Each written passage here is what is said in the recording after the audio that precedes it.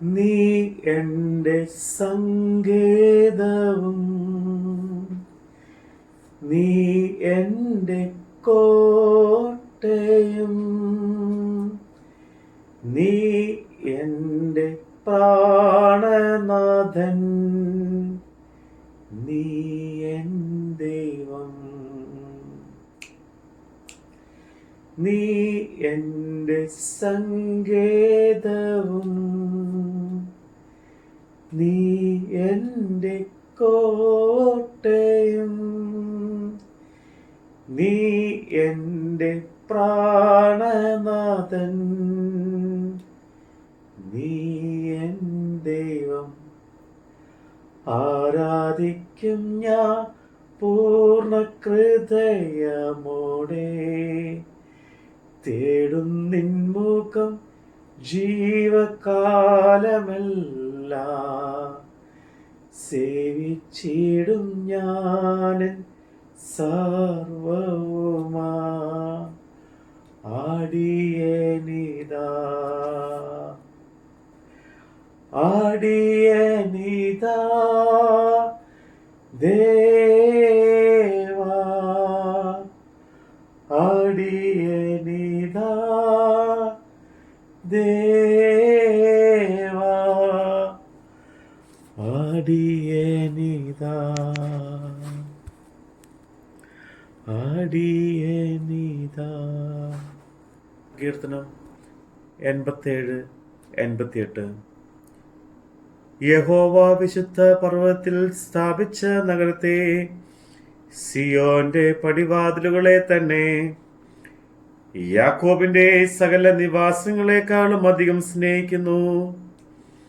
ദൈവത്തിന്റെ നഗരമേ, നിന്നെ കുറിച്ച് മഹത്വമുള്ള കാര്യങ്ങൾ അരുളി ചെയ്തിരിക്കുന്നു.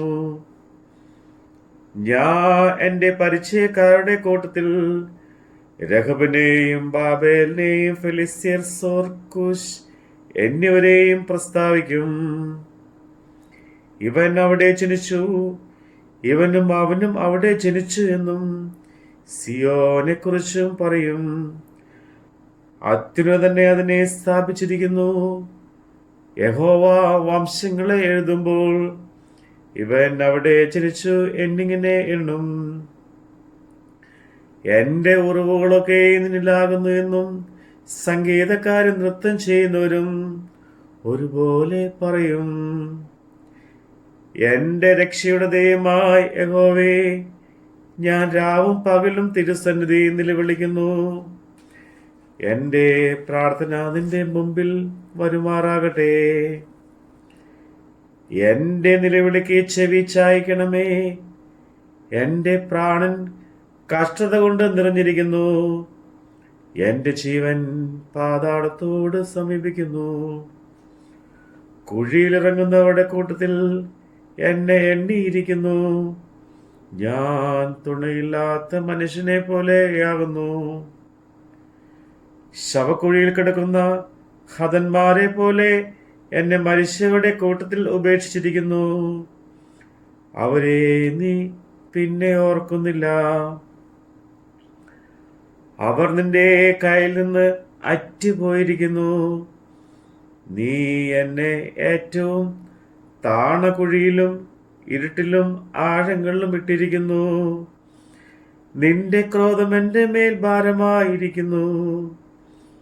നിന്റെ എല്ലാ തിരകളും കൊണ്ട് നീ എന്നെ വലിച്ചിരിക്കുന്നു. എന്റെ പരിചയക്കാരെ നീ എന്നോട് അകറ്റി.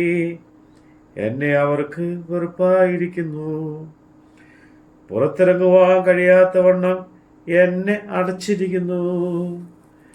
എന്റെ കണ്ണ് കഷ്ടതാ ഹേതുവായി ക്ഷയിച്ചു പോകുന്നു.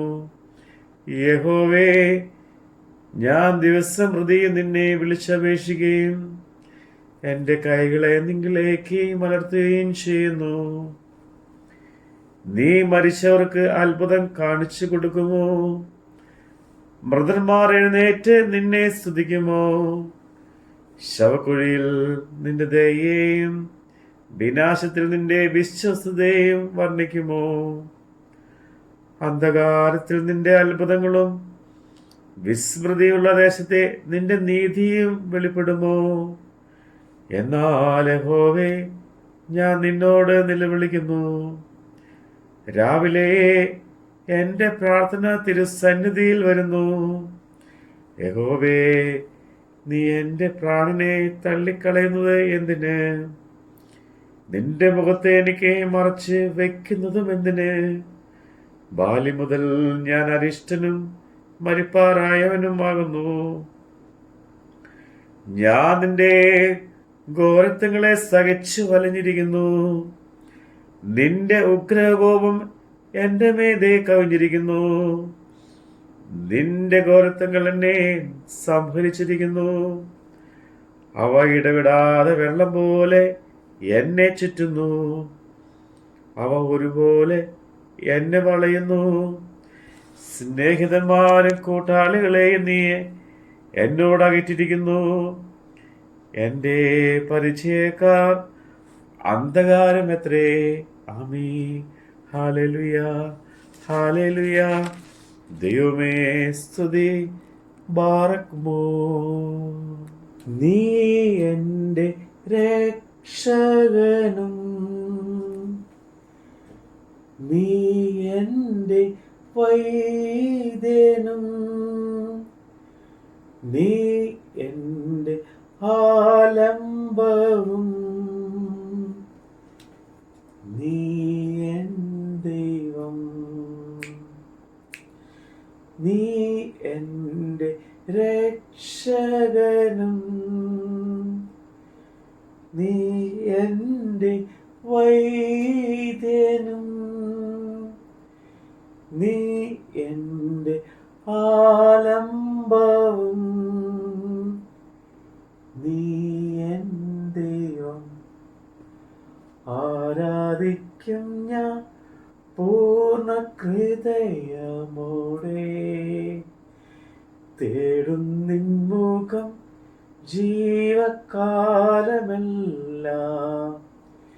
സേവിച്ചിടും ഞാനൻ സർവവുമാ. അടിയനിതാ അടിയനിതാ ദേവാ. അടിയനിതാ ദേവാ. അടിയനിതാ അടിയനിതാ.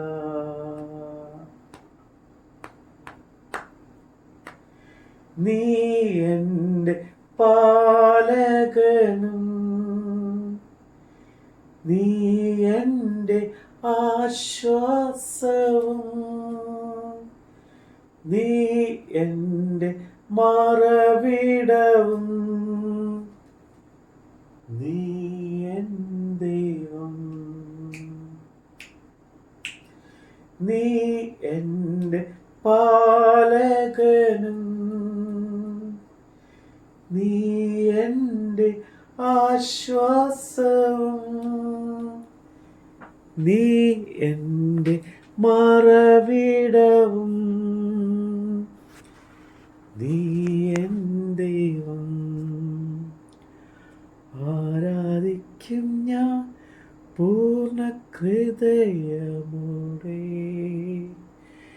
തേടും നിൻ മുഖം ജീവകാലമെല്ലാം.